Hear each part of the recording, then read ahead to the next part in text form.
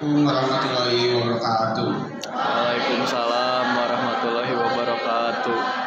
Alhamdulillah pada kesempatan kali ini kita bisa berkumpul dalam kajian Jumat pagi dengan tatap muka atau offline. Sebelum dimulai, marilah kita ucapkan Bismillah bersama-sama. Bismillahirrahmanirrahim. Baik, sebelum kita berlanjut, berikut laporan infak KJS KJP per bulan. Untuk infak KJS KJP per bulan di bulan Februari tahun 2023 yaitu dengan nominal 736.600. Pengeluarannya bakti sosial nominal 2.500.000, baterai mic nominal 15.700 dan kikar 4.500. Jumlah pengeluarannya 2.549.400. Saldo akhirnya 2.140.500. Masya Allah, alhamdulillah, terima kasih banyak untuk para donatur. Jazakumullah khairan katsiran. Semoga Allah memberikan ganjaran pahala atas harta yang diinfakkan, memberi keberkahan kepada harta yang disisihkan dan dimudahkan segala hajat dan urusannya. Amin ya Allah ya Rabbal alamin. Jika ada yang ingin menginfakkan rezekinya di Jumat berkah ini, kami dari panitia KJP KJS menyediakan kotak amal yang akan disampaikan kepada tangan-tangan dermawan sekalian. Insya Allah amanah. Sebelum kepada acara inti, langkah baiknya kita dengarkan terlebih dahulu lantunan ayat suci Al-Quran yang akan dibacakan oleh Rindi dan sari tilawahnya oleh Sari. Kepada kami persilahkan. Kepadanya saya persilahkan sama pada saudari Ipa dan Nabila yang telah membacakan lantunan Asmaul Husna. Semoga mendapatkan pahala untuk membacanya dan kita semua yang mendengarkannya. Untuk mengefektifkan waktu, langsung saja ke acara inti, yaitu penyampaian materi yang akan disampaikan oleh Kang Fahih. Kepada Kang Fahih saya persilahkan.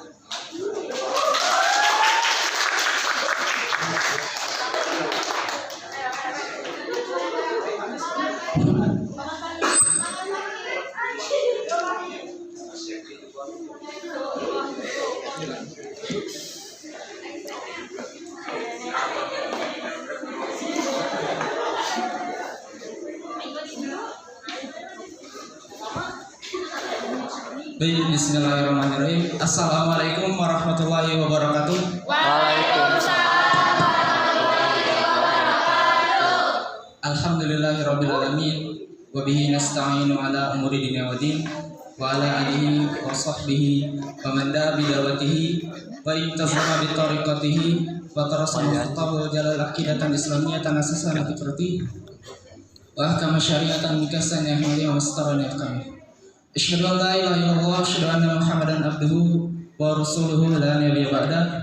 Qala Allah Ta'ala fi kitabihil karim, a'udzu billahi minasyaitonir rajim. Bismillahirrahmanirrahim. Inna fatahna laka fathan mubina. Baik, alhamdulillahirabbil alamin.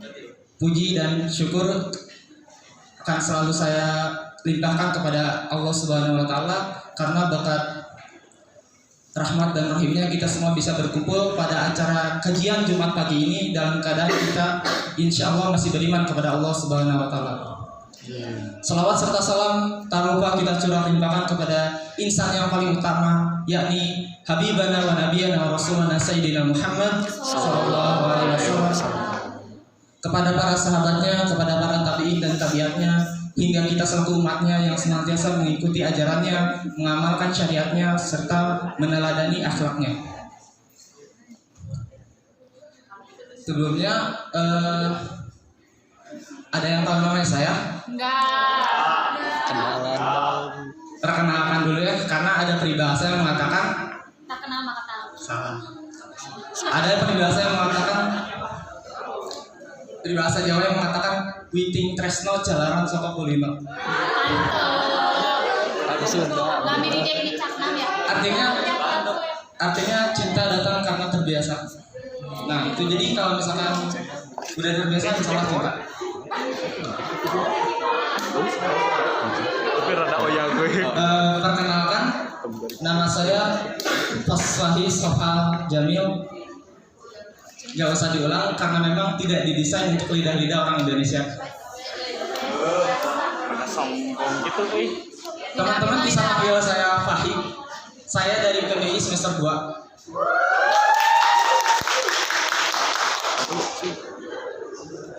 Oke, agar apa? Masukin. KJP kali ini berkah. Marilah kita sekalian. Saya akan membawakan materi tentang seorang anak muda yang umurnya gak beda jauh sama kita. Saya jamin teman-teman sekalian gak akan bisa dapetin materi ini di bioskop. Kenapa? Karena film itu dibuat oleh si penulisnya karena nggak ada di dunia nyata. Ketika seseorang bikin film tentang superhero, kira-kira apa yang terjadi di daerah tersebut? Kejahatan. Coba saya tanya ya, negara yang paling banyak bikin film tentang superhero negara apa? Amerika. Kenapa Amerika? Karena tingkat kejahatannya tinggi. Betul, karena Amerika pernah dinobatkan sebagai the most dangerous place on earth, atau tempat paling berbahaya di seluruh dunia. Makanya mereka bikin film tentang superhero. Mereka beranggapan bahwa ketika ada superhero itu enak, ketika ada superhero itu nggak ada kriminal. Nah, contoh yang kedua, teman-teman perempuan yang awal suka nonton drakor gak? Anime lopot. Hal yang paling dimasukin dalam drakor itu apa? Maksud, iya cinta, ya bener kan? Tapi rasa itu loh, kayak romantis gitu loh. Tapi pertanyaannya, bener gak sih orang-orang Korea kayak gitu? Enggak. Korea itu termasuk negara dengan jumlah perceraian paling besar di dunia. Makanya mereka bikin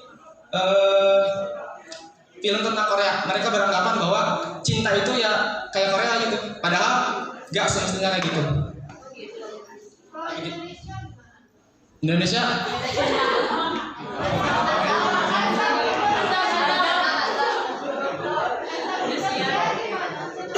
ya gitu.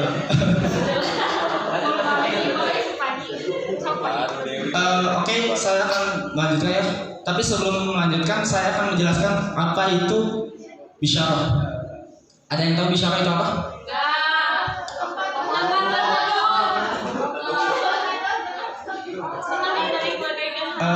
Bisyarah itu adalah sebuah kabar gembira yang datang daripada Allah dan Rasulnya kepada siapa? Kepada orang-orang beriman tentang peristiwa yang akan terjadi di masa depan. Jadi peristiwa itu akan terjadi di masa depan, belum mampu kita lihat, belum mampu kita saksikan secara mata dan langsung, tapi peristiwa tersebut akan menyenangkan hati kita. Kenapa? Karena peristiwa tersebut itu datangnya daripada Allah dan Rasul, sudah dijamin dan gak akan mungkin berbohong. Salah satu bisyarah daripada Allah adalah surganya Allah.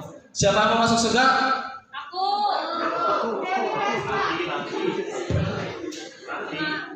Semua orang pasti pengen masuk surga, tapi kita belum tahu surga itu kayak gimana. Allah itu menceritakan seluas langit dan bumi, diceritakan di sana mudhammatan, tumbuh hijau-hijauan sampai pepohonan-pepohonan, sampai sinar matahari bisa tembus, sampai karpet-karpetnya itu setebal-tebal kayak rumput tapi kayak permadani halusnya, dipan-dipan terbang, mimbar-mimbar daripada cahaya, gelas-gelas yang bercahaya gitulah.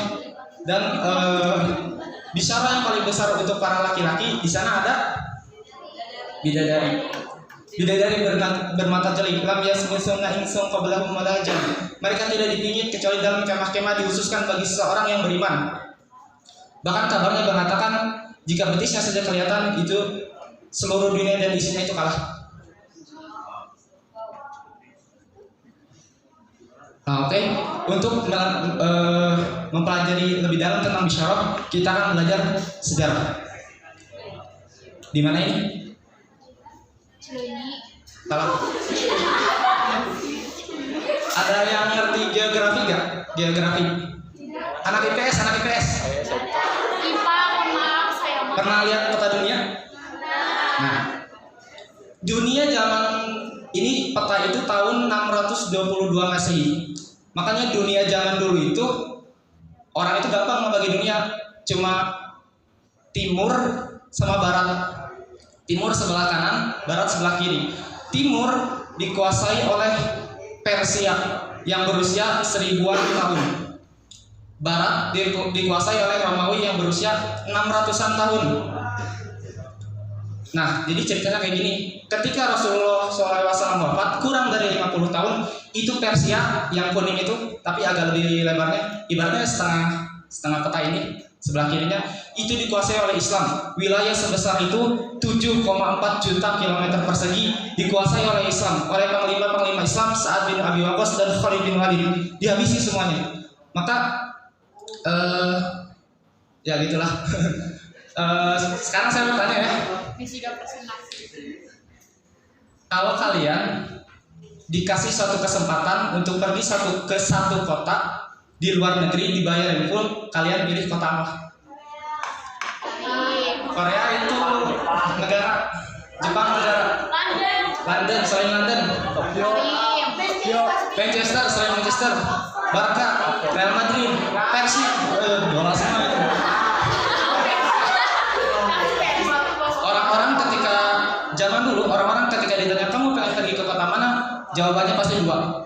Yang satu Konstantinopel, yang kedua kota Roma. Kenapa? Karena kota Roma ini, Konstantinopel itu menguasai bagian timur dari Romawi. Jadi kan sebelah timur itu Persia, sebelah kanan itu Romawi. Nah, dari sebelah kanan itu dibagi lagi. Nah, sebelah timurnya itu Konstantinopel, sebelah kanannya itu Roma. Kenapa? Karena Roma itu tempat Kristennya Kristen Ortodok, ditempati oleh orang-orang Yunani. Pernah menjadi ibu kota daripada Romawi juga. Nah, kalau Roma, orang-orangnya itu orang-orang Latin.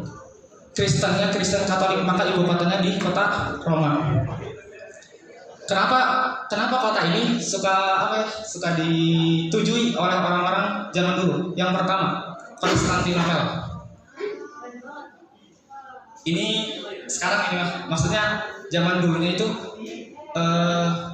ya nggak sebagus ini gitu. Tapi orang-orang dulu itu udah menganggap bahwa Konstantinopel itu kota paling bagus, paling indah. Kenapa? Karena di dalam pagar-pagar kota itu terdapat jumlah gereja yang lebih besar daripada jumlah hari dalam setahun. Di jalan-jalan yang udah dibangun, sudah diaspal, udah dipasang batu forbidin dan batu marmer, di sebelah kanan dan sebelah kirinya dibangun forum-forum, dibangun gedung-gedung. Dan di tengah-tengah kota itu ada sebuah gereja yang namanya Gereja Hagia Sophia. Bangunannya mirip kayak ini tapi bukan gini. Kayak gini pokoknya Gereja Hagia Sophia itu. Maka pernah ada pengembara daripada Rusia datang ke Konstantinopel, jalan 3 bulan, mereka berkata, kami masuk ke dalam Konstantinopel dan ketika kami masuk, kami langsung tersesat. Bahkan kami lupa kami masih di dunia atau kami sudah sampai di surga. Yang kedua ada kota Roma. Pasti pernah lihat lah bangunan ini.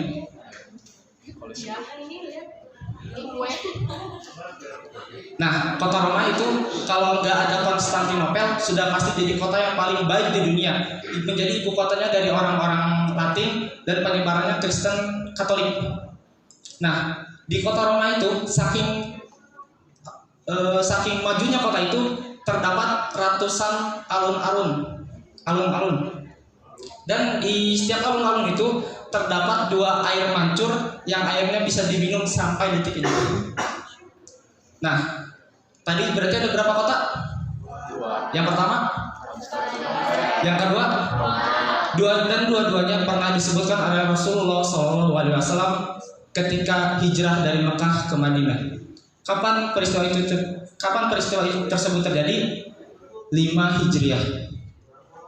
Terdapat satu perang yang sangat dahsyat yang diklaim sebagai perang yang paling parah. Apa nama perangnya? Perang Salib? Salah. Apa nama perangnya? Bukan. Namanya perang Ahzab atau bisa disebut dengan perang Khandaq atau bisa disebut dengan perang Parit. Kenapa? Karena ketika itu kalau Hizb kan itu Hizbnya kelompok, tapi kalau Ahzab itu koalisi dari kelompok-kelompok, ibaratnya fakultas lah, nah gitu. Tapi kalau kelompok itu prodinya, nah gitu. Maka ketika Yang berkoalisi itu adalah kaum-kaum Quraisy, kafir Quraisy, kaum-kaum Yahudi, kaum-kaum munafik. Itu kumpul 10.000 pasukan ingin berniat untuk membunuh Rasulullah SAW. Mereka berangkat dari Mekah ke Madinah, kumpul 10.000 pasukan. Tapi Rasulullah punya intel yang paling canggih. Siapa intelnya? Jibril alaihissalam. Jibril berkata, ya Rasulullah, akan ada pasukan besar yang akan membunuhmu. Mereka sedang berjalan dari Mekah ke Madinah, 6 hari lagi mereka akan nyampai. Maka ketika itu Rasulullah pun berkata, hitung pasukan kita akan ada berapa orang? Maka seseorang berkata, ya Rasulullah, saya setelah menghitung bahwa pasukan kita hanya terdapat 3.000 orang. Nih, menurut kalian yang menang yang mana? 10.000 atau 30.000? 10.000 atau 3.000? 3.000. 10.000 atau 3.000? 10.000. Tapi Rasul bilang jangan khawatir. Siapa yang punya usul angkat tangan? Salman Al-Farisi yang angkat tangan. Ya Rasulullah, ketika saya di Persia, kami biasanya perang menggunakan parit. Makanya namanya perang parit. Kami bikin batas antara kami dan mereka. Kami gali tanah, tumpuk ke atas, kami pasang pasukan memanah, kami panah mereka. Tapi kami tidak akan jamin menang karena pasukan mereka jauh lebih besar. Maka dibikinlah parit memanjang dari sebelah utara Madinah sejauh 8 km. Kalau di Bandung Timur 8 km dari mana sampai mana? Saya udah hitung 8 km itu dari kampus sampai Paramount. Itu 8 km.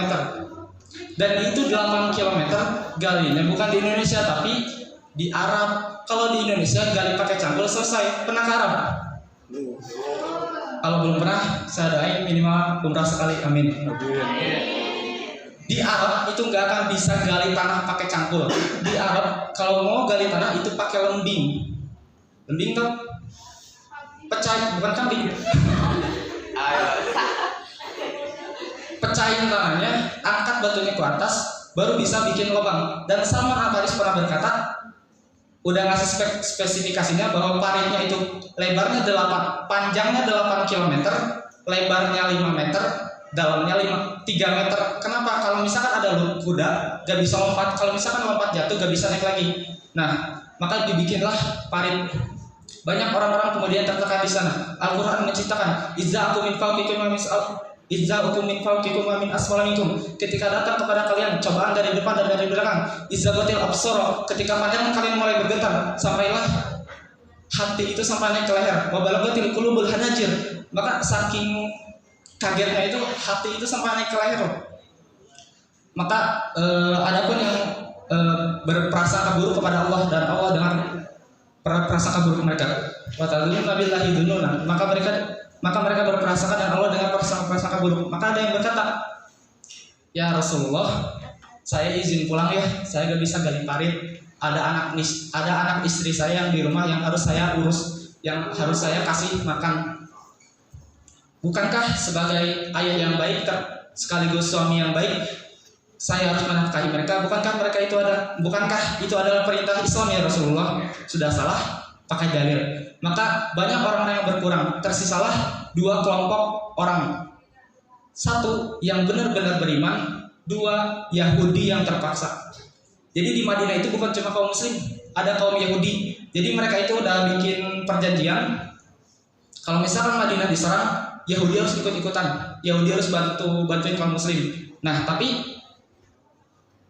Yahudi itu bantuin kaum muslim itu cuma kayak nipu gitu, karena mereka akan membantu kaum 10.000 pasukan Ahzab itu ketika mereka sampai di Madinah. Mereka sudah bikin kaum kalikom sama pasukan Ahzab.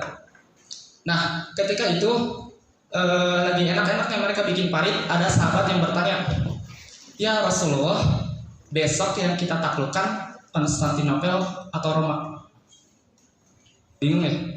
Oke, saya jelasin lagi. Mereka lagi ada di mana? Besok diserang sama berapa pasukan? Berapa pasukan mereka? Lagi ngapain mereka? Berapa panjangnya? Berapa lebarnya? Dalamnya? Kemudian Rasulullah itu memberi jatah makanan bagi mereka itu ngasih jatahnya kayak gini. Para sahabat berbaris, mencelupkan tangannya ke dalam air, kemudian tangannya diangkat, tangan yang basah dicelupin ke gandum. Berapa yang nempel di tangan, itulah jatah untuk makan 1 hari. Maka ketika para sahabat itu berkata pada Rasulullah, ya Rasulullah, kota mana yang akan kita taklukkan, Konstantinopel atau kota Roma? Para Yahudi itu mereka tertawa terbahak-bahak gitu. Ngapain sih ini? Muslim udah kepanasan ini, Muslim udah gila, udah benar-benar berkata sesuatu yang tidak mungkin bisa jadi kenyataan. Tapi jawaban Rasulullah luar biasa. Dengan peristiwa tersebut, Rasulullah berkata, Madinah tu Hirakla itu tahu awalan. Yang akan kalian taklukkan wahai sahabat-sahabatku yang terkasih adalah kota Heraklius atau Konstantinopel yang akan kalian taklukkan. Para sahabat ketika mendengar cerita itu senang luar biasa, dan orang-orang Yahudi berkata, pantas aja musuhnya gila, bosnya juga gila. Nah,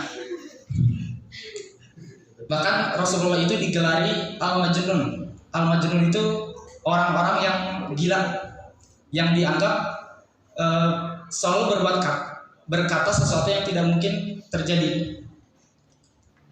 Maka Rasulullah meneruskan, maka muncullah satu hadis lagi, Tatutahana Konstantinia, falani mal amiru amiruha, walani mal jaishu zalikal jaish. Akan ditaklukkan Konstantinopel.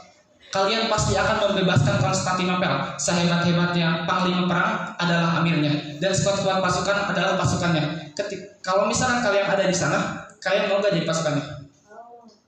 Jangankan kalian para sahabat itu berlomba-lomba untuk jadi pasukan penyerbu Konstantinopel, tapi mereka itu gagal semua gitu.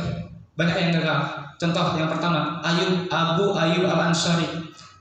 Dia itu adalah sahabat Rasulullah yang diiriin oleh banyak sahabat-sahabat yang lain. Kenapa? Karena ketika Rasulullah hijrah dari Mekah ke Madinah, Rasulullah itu nginep di rumah Abu Ayyub Al-Ansari selama 7 bulan sampai Masjid Nabawi jadi.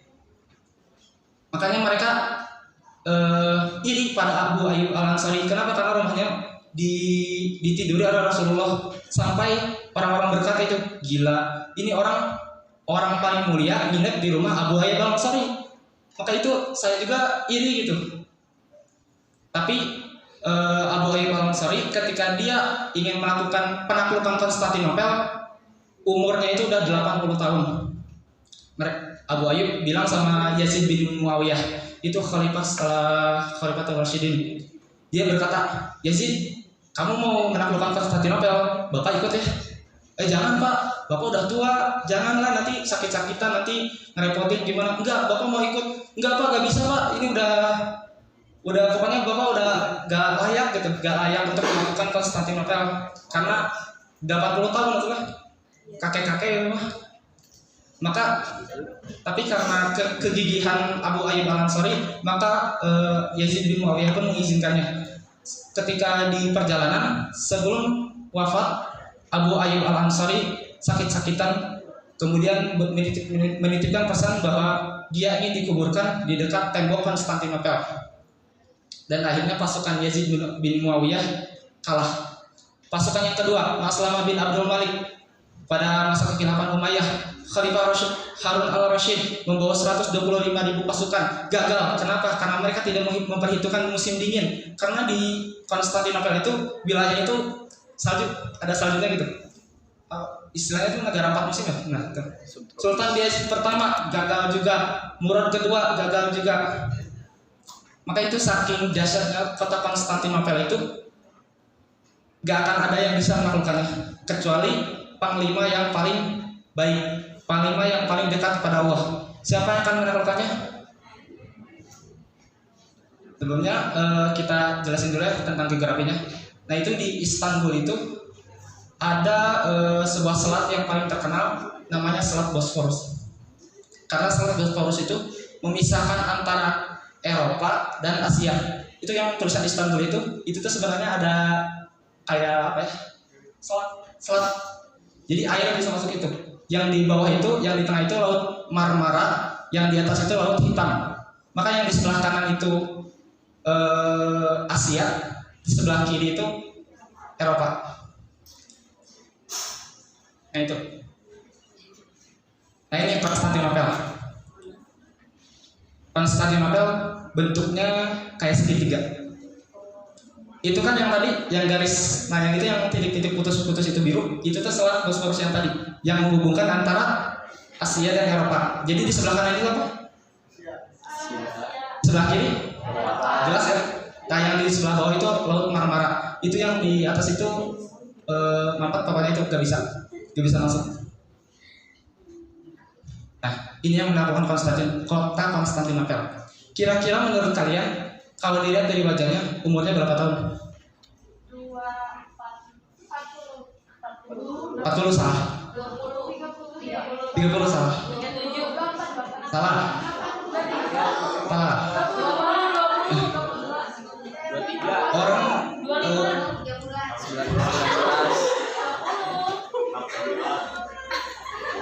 beliau adalah Muhammad II bin Murad, menaklukkan kota Konstantinopel pada umur 21 tahun. 21. Nah, ini masuk ke dalam materi yang paling penting. Kenapa sih Muhammad Al-Fatih bisa menjadi penakluk terhebat, bahkan bisa mengalahkan pendahulu-pendahulunya gitu. Yang pertama, sejak kecil oleh ayahnya dididik dengan intensif oleh ulama pilihannya, diantaranya Syekh Ahmad Al-Qurani dan Syekh Syamsuddin. Kesalahan orang Indonesia itu, mereka berpikir bahwa pendidikan itu adalah transfer of knowledge. Tetapi di dalam Islam, pendidikan itu bukan hanya transfer of knowledge saja, tetapi transfer of karakter. Ya, cuma transfer of knowledge. Kalau misalkan pendidikan hanya transfer of knowledge saja, maka Google lebih pintar daripada semua guru Anda. Maka Google lebih pintar daripada semua dosen-dosen Anda. Maka di dalam Islam, pendidikan yang paling penting adalah transfer of knowledge. Transfer of karakter. Guru yang pertama Muhammad Al-Fatih itu namanya Syekh Ahmad Al-Qurani. Sesuai dengan namanya, Syekh Ahmad Al-Qurani ini mengajarkan Al-Quran kepada Muhammad Al-Fatih kecil ini. Tapi ketika anak ini belajar, ini anak bandel banget.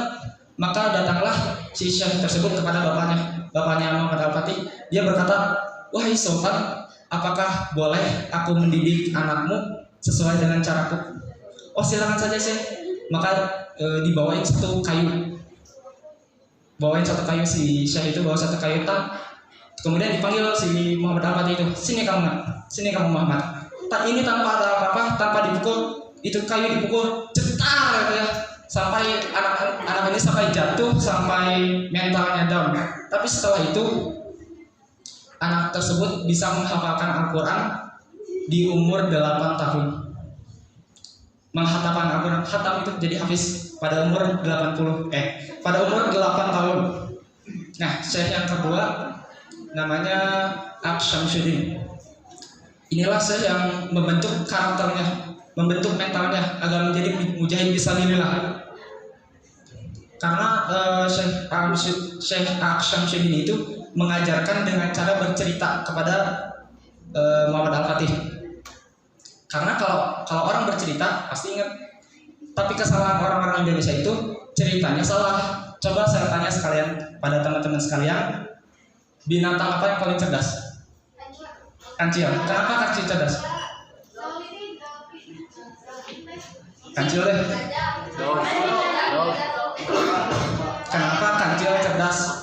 Karena bisa mencuri timun. Itu kan kancil cerdas karena bisa mencuri timun. Akhirnya muncullah dalam kepala kita, cerdas itu kalau bisa. Nah itu. Jadi ya itu kesalahan orang Indonesia itu salah pilih cerita. Ada cerita yang lain. Kancil, lembarari, sama kura-kura. Yang mana apa? Kenapa?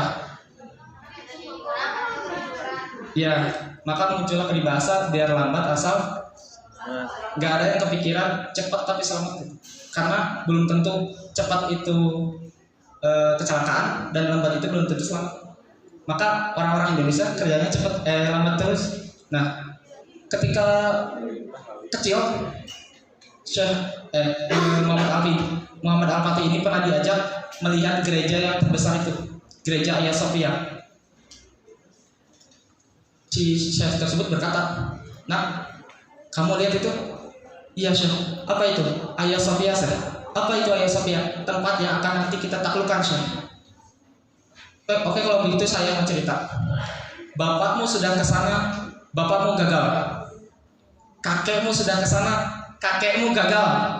Buyut-buyutmu sampai keturunan ketujuh, karena kamu turunan ketujuh daripada Sultan Utsman juga pengen menaklukkan, tapi mereka semua gagal, dan setelahmu juga tidak akan pernah bisa. "Loh, kenapa Syekh?" "Karena saya telah meminta pada Allah di dalam tahajud saya selalu minta kepada Allah bahwa yang akan menjadi penakluk terbaik, yang akan memimpin kota, yang akan menaklukkan kota Konstantinopel adalah Ananda. Kamu yang akan menaklukkan Konstantinopel." Anak itu dibilang begitu, sampai karakternya itu terbentuk dan menguasai 8 bahasa ketika umur 16 tahun. 8 bahasa. Bahasa apa aja? Arab, Turki, Persia, Yunani, Ibrani, Latin, Slavic, satu lagi lupa. Nah, itu. Nah, yang terakhir, sejak balik hingga meninggal tidak pernah meninggalkan sholat rawatib dan tahajud. Kebayang gak sih teman-teman sekarang? Sejak balik hingga meninggal belum pernah meninggalkan sholat rawatib dan tahajud. Maka Al-Fatih ini memiliki prinsip bahwa ketika Rasul mengatakan atau tahanal Konstantinia palanimal amiru amiruha walanimal jaisyul dzalikal jais, harus benar-benar pemimpin yang terbaik. Kalau pemimpin yang terbaik harus dekat dengan Allah. Maka pada siang hari Rasul Muhammad Al-Fatih ini kayak memantaskan dirinya untuk menjadi penakluk yang terbaik. Kalau misalkan kita pengen sesuatu, kita harus mengorbankan sesuatu. Karena orang-orang Indonesia itu kalau nazar salah. Tahu nazar? Nazar itu janji. Orang-orang kalau nazar itu kayak gini. Kalau misalkan aku dapat kerja, aku akan sedekah berjuta-juta gitu. Kalau misalkan aku dapat dia, aku akan puasa setahun berturut-turut. Nah, itu masalahnya kesalahan orang Indonesia. Kalau misalkan nazar, jangan begitu. Karena kalau kita meneladani Muhammad Al-Fatih, itu nazarnya itu sesuai di dalam surat Al-Fatihah. Iyyaka na'budu wa iyyaka nasta'in. Hanya kepada Allah kami menyembah, dan hanya kepada Allah kami memohon pertolongan. Makanya kalau misalkan kalian pengen sesuatu, ibadah dulu. Karena sesuai dengan takarannya. Kalau misalkan kita ibadah besar, kita akan mendapatkan hasil yang besar juga. Tapi Muhammad Al-Fatih tidak hanya melakukan ibadah-ibadah dan sunnah-sunnah daripada Rasulullah Muhammad SAW. Dia juga memikirkan sebab akibat. Dia mengumpulkan pasukan yang bernama Inkisaria. Kalau dalam bahasa Turki, Yeniseri.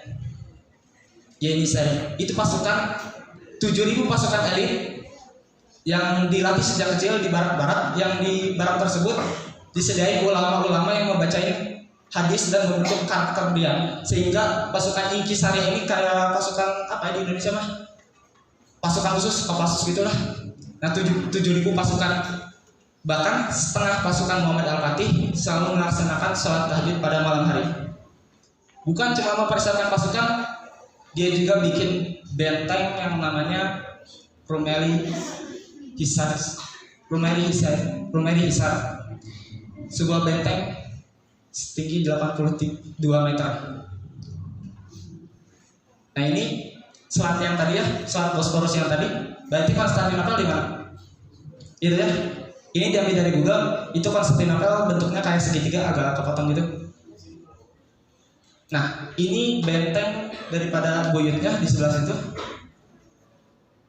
Namanya Anadoluisar, benteng yang dibikin sama buyutnya. Itu tahun 1300-an. Nah, Muhammad Al-Fatih bikin benteng di depannya. Maka ketika Muhammad Al-Fatih bikin benteng, terdengar oleh orang-orang Konstantinopel, "Kamu siapa sih bikin benteng di tanah orang? Gak minta izin, sementara buyutmu bikin benteng di tanahnya sendiri, dia minta izin sebagaimana anak minta izin kepada bapaknya. Lah kamu udah gak tahu malu gitu ya, bikin benteng di tanah orang, gak minta izin. Maka Muhammad Al-Fatih pun berkata, wilayah-wilayahmu hanyalah wilayah yang dibatasi oleh tembok-tembokmu, yang dibatasi oleh pagar-pagarmu. Maka ketika aku pengen membangun sesuatu di luar sana, maka boleh-boleh saja. Ketika kalau kamu kirim utusan lagi, saya pastikan dia tidak akan pulang dalam keadaan hidup. Ini blueprintnya teman-teman sekalian. Yang di atas itu Rumeli Hisar, yang di bawah itu Anadolu Hisar. Bagaimana bentuk sesungguhnya? Ini bentuk sesungguhnya. Tingginya 25 meter. Ini buatan buyutnya pada tahun 1300-an. 300 itu bisa baca ya. Tingginya 25 meter. Kalau dibandingin sama rumah aja masih tinggi bentengnya. Ini buatan dia. Dengan tinggi 82 meter, dibuat oleh 5.000 pekerja dan beres dalam waktu 4 bulan. Orang-orang menyebut benteng tersebut dengan nama Boaz Chasm, artinya pemotong tenggorokan. Karena saat Bosporus itu kan panjang kayak tenggorokan, maka ketika dibuat dua benteng itu untuk memutus jalur perdagangan Konstantinopel. Karena kalau misalnya nggak diputus, Konstantinopel itu bakal dapat bantuan lagi, maka diputus. Setiap ada kapal yang lewat, dikaramkan, dihancurkan. Jadi Konstantinopel itu meskipun nggak diserang lama-kelamaan juga pasti bakal, karena kehabisan makanan kan. Tapi namanya anak muda pasti ada masalah. Apa masalahnya? Ini masalahnya. Tembok Konstantinopel gak pernah jatuh dari tahun 300 sampai tahun 1453. Perfect selama 1123 tahun gak ada yang bisa mengalahkan. Coba bayangin pada tahun 300-an ada struktur yang tingginya 18 meter. Itu kalau ada orang tuh gitu tuh, jaraknya jauh. Gak hanya 18 meter, 3 lapis. Lapis yang pertama paritnya lebarnya 20 meter, dalamnya 10 meter. Udah kayak sumur. Tembok yang kedua tingginya 8 meter. Tembok yang ketiga tingginya 12 meter. Kalau kalian jadi Muhammad Al-Fatih, kira-kira gimana? Kalau misalkan kalian bawa kuda, udah pasti berhenti di parit. Kalau misalkan kalian manjat, kalian dipanah. Kalau manjat lagi, dibakar. Manjat lagi, dibakar lagi. Kalau misalkan kalian jadi Muhammad Al-Fatih, bagaimana cara menaklukkan kota ini? Bawah tanah, oke, masuk akal. Ada penggali perak dari Serbia pengen menaklukkan Konstantinopel dengan cara menggali tanah. Tapi orang-orang Konstantinopel pintar. Mereka bikin teknologi sederhana tapi ampuh. Mereka pasang baskom setiap 1,5 meter disimpan baskom, diisi air. Maka ketika ada yang gali di bawah itu bergetar air kalau misalkan bergetar berarti kan orang-orang tahu oh berarti di bawah ada yang menggali, maka dibuat lubang kontratek, diserenter, dibakar di bawah hidup-hidup. Gimana cara? Maka pasukan pun berkata nggak akan bisa lah kayaknya. Tapi Muhammad Al-Fatih tetap teguh dengan pendiriannya. Kalau misalkan saya bertawakal kepada Allah, insya Allah Allah akan memberikan pertolongan kepada orang-orang yang bertawakal. Pucuk dicinta, ulang pun tiba. Suatu hari datang seniman senjata namanya Orban.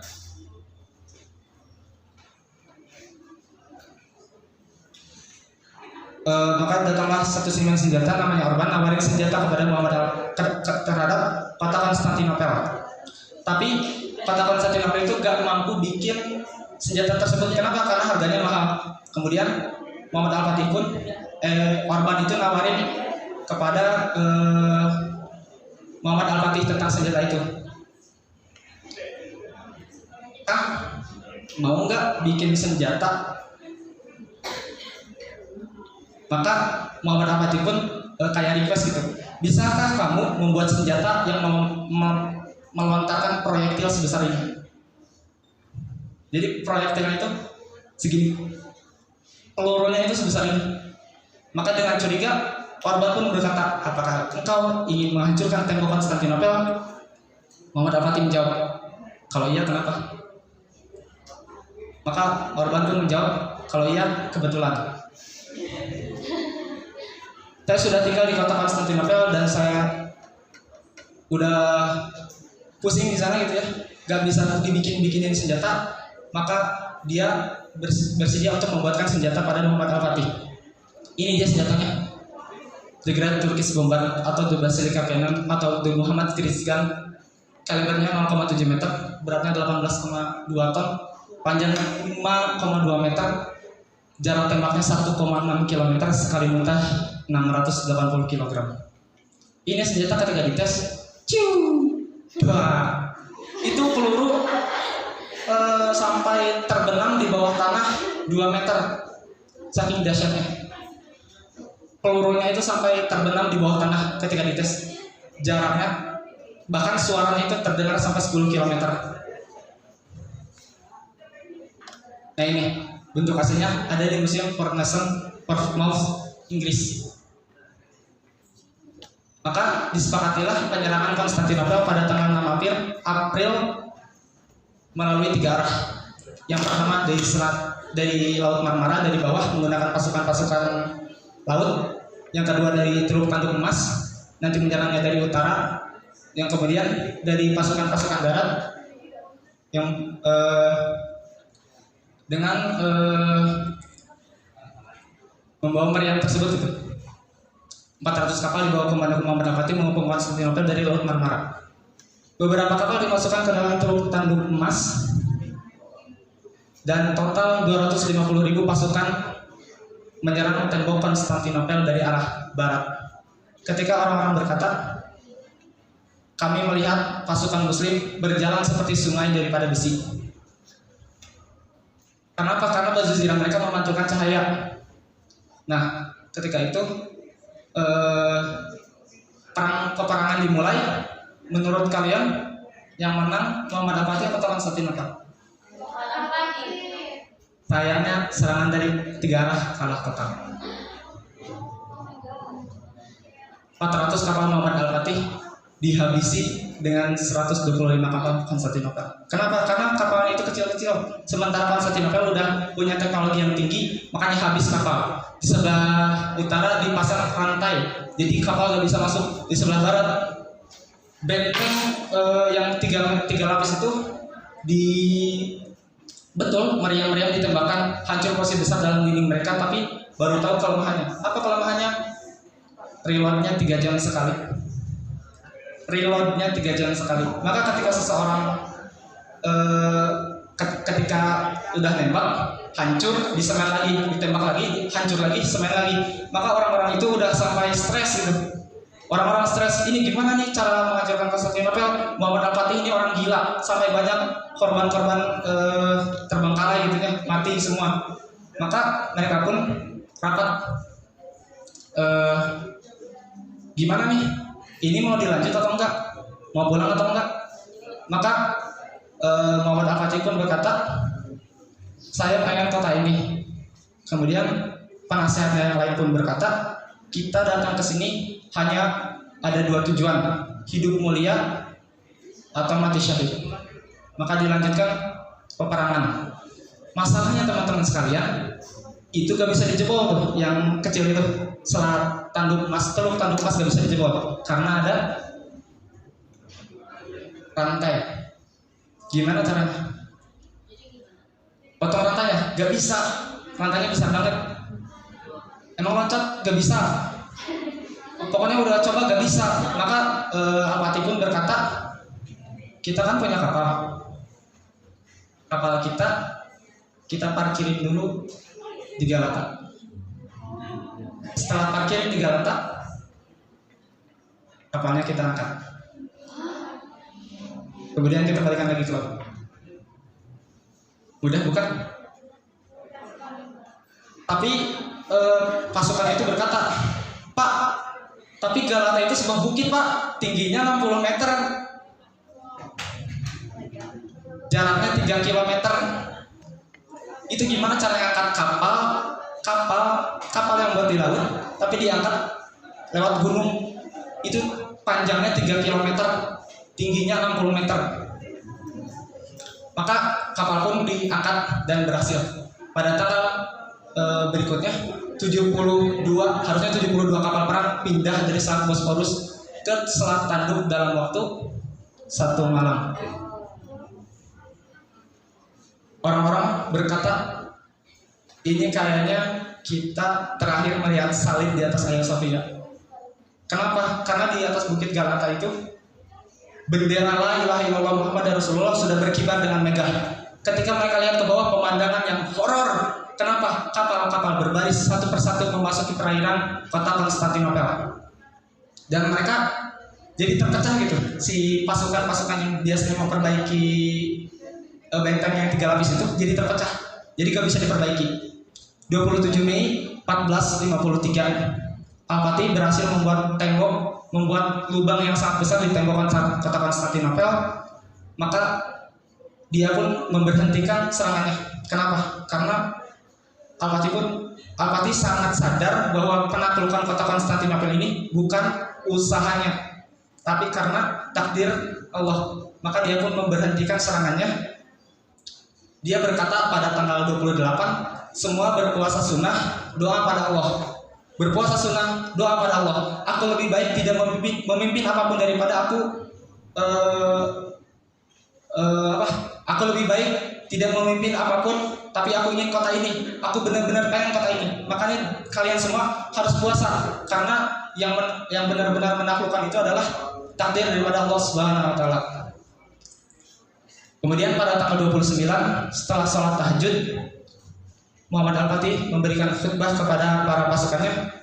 Jika kota Konstantinopel sukses, jika penaklukan ke kota Konstantinopel sukses, maka sabda Rasulullah telah menjadi kenyataan. Dan salah satu dari mukjizatnya telah terbukti. Maka kita akan mendapatkan bagian dari apa yang telah menjadi janji daripada hadis ini, yang berupa kemuliaan dan penghargaan. Oleh karena itu, sampaikan kepada para pasukan satu persatu bahwa kemenangan besar yang akan kita capai ini akan menambah ketinggian dan kemuliaan Islam. Untuk itu, wajib bagi setiap pasukan menjadikan syariat selalu di depan matanya. Dan jangan sampai ada salah satu di antara kalian yang melanggar syariat yang mulia ini. Jangan sampai mereka mengusik tempat-tempat peribadatan. Jangan sampai mereka membunuh para wanita. Jangan sampai mereka membunuh para pemuka agama dan sebagainya. Maka ketika tanggal 29 Mei 1453 pasukan dibagi 3 untuk benar-benar serangan terakhir pada kota Konstantinopel. Yang pertama, pasukan Azab. Dalam bahasa Indonesia, pasukan Azab itu pasukan jomblo. Kenapa? Karena orang-orang dulu itu yang jomblo itu stres. Maka mereka ditempatkan di pasukan-pasukan paling besar, paling depan. Kenapa? Biar cepat mati gitu. Yang kedua ada pasukan lagi. Yang pertama bikin capek, yang kedua bikin capek, yang ketiga itu bikin yang benar-benar menaklukkan kota Konstantinopel. Apa nama pasukannya? Inkisaria.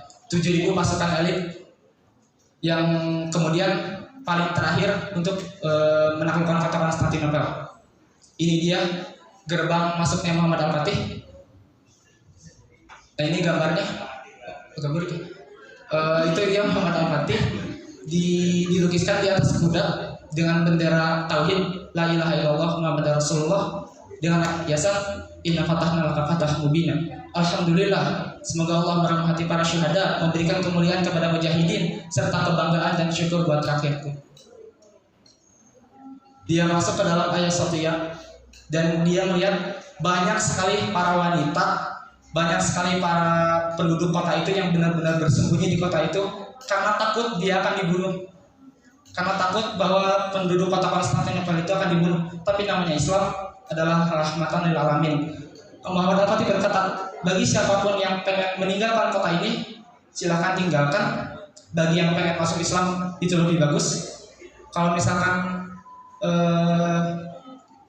kalian pengen keluar, kami akan jamin nyawa kalian sampai di depan pintu gerbang.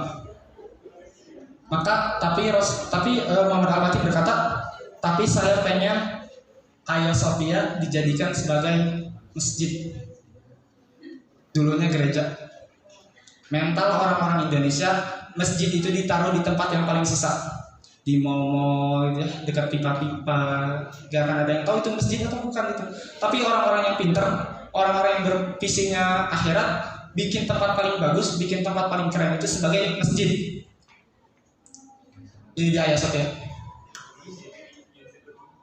Perangnya 54 hari perang. Kalau ditotalin sama perjalanan dari Ederni itu 4 bulan. 2 bulan dari Ederni sampai ke kota Konstantinopel, terus 54 hari perang. Maksudnya ketika awal penyerangan itu sampai Konstantinopel benar-benar ditaklukkan itu butuh 54 hari perang. Tapi untuk merealisasikan jadinya butuh 825 tahun penantian. Itu ketika Rasulullah berkata, "Fatutahan al-Konstantinia, fala ni'mal amiru amiruha, wala ni'mal jaishu dzalikal jaish." Setelah Rasulullah berkata hal tersebut butuh 825 tahun. Kalau saya hitung sekitar 16 generasi. Jadi orang punya anak, anaknya lagi sampai 16 generasi. Maka ketika Muhammad Al-Fatih masuk ke dalam kota Konstantinopel, dia berkata, "Rasul, kami tidak pernah bohong." Kenapa? Karena ketika Rasulullah berkata, "Latuh tahanal Konstantinia, apalagi amiru amiruha, walani ma jaishu dzalikal jaish." Para Yahudi tertawa terbahak-bahak, menganggap Rasulullah gila, menganggap Rasulullah al-majnun, sering berkata sesuatu yang tidak masuk akal. Tapi akhirnya kota Konstantinopel dapat ditaklukkan. They believe in something that cannot seen by us. Mereka percaya pada sesuatu yang tidak dapat dilihat oleh mata. Rusaknya orang zaman sekarang selalu melihat, percaya pada sesuatu yang harus dilihat oleh mata. Kalau kita lihat sesuatu pakai mata, yakin kita pasti bakal menyerah. Prestasi Muhammad Al-Fatih menaklukkan Konstantinopel saat berumur 23 tahun. Ya sebenarnya banyak sih referensi yang lainnya. Maka coba tanya sama diri kita sendiri, kita ini muslimnya kayak gimana sih? Kita ini apakah kita mau jadi dua golongan kedua atau dua golongan dua golongan yang kedua atau dua golongan yang pertama? Golongan pertama kan yang benar-benar beriman, yang membantu Rasulullah, yang menggali parit, yang tidak meninggalkan Rasulullah. Golongan yang kedua adalah Yahudi yang terpaksa. Maka saya tanya sama teman-teman sekalian, kira-kira kota Roma bakal takluk nggak? Kota Roma, kan ini kan kota Konstantinopel. Kira-kira kota Roma bakalan takluk atau enggak?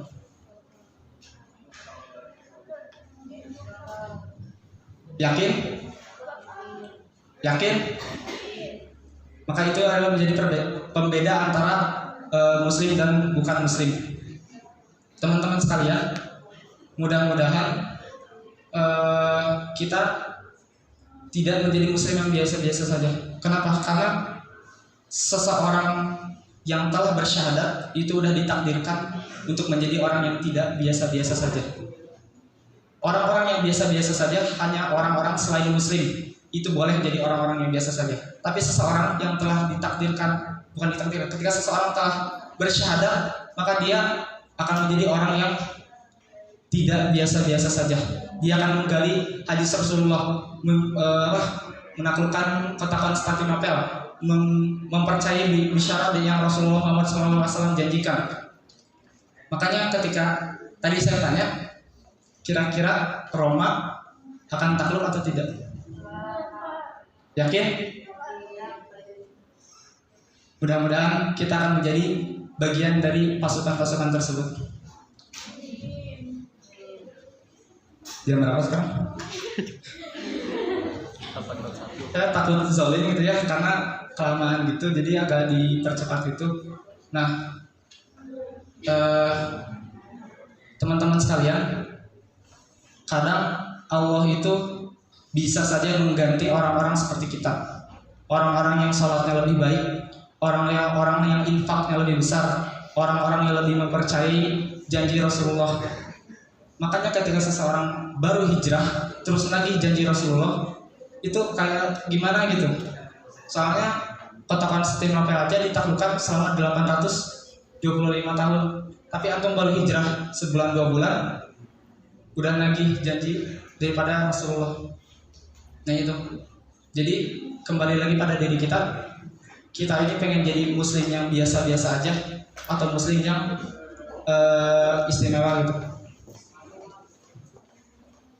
Oke, mudah-mudahan teman-teman sekalian bisa paham apa yang bisa saya sampaikan. Kayaknya gak akan kelamaan karena ada teman-teman juga yang ada matkul ya. Saya ucapkan terima kasih banyak. Terima kasih atas partisipasinya. Kalian bisa cari materi yang lebih lengkap, bisa cari cerita-cerita yang lebih lengkap dengan referensi-referensi yang terbaik. Mudah-mudahan ini bisa dipelajari. Sekian dari saya. Saya Ashayu Samar Jamil pamit undur diri. Mudah-mudahan bermanfaat. Mohon maaf apabila ada kekurangan. Wassalamualaikum warahmatullahi wabarakatuh. Waalaikumsalam.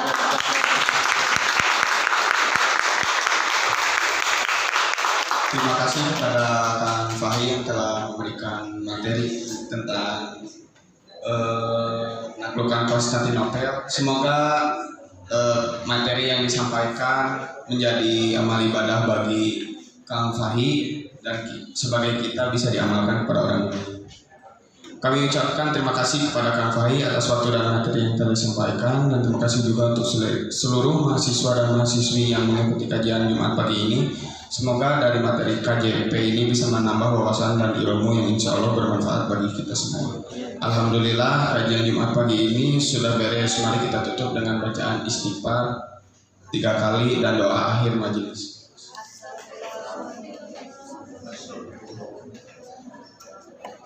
Saya pamit undur diri selaku MC, saya Haicam. Terima kasih atas waktunya. Wassalamualaikum warahmatullahi wabarakatuh. Waalaikumsalam warahmatullahi wabarakatuh.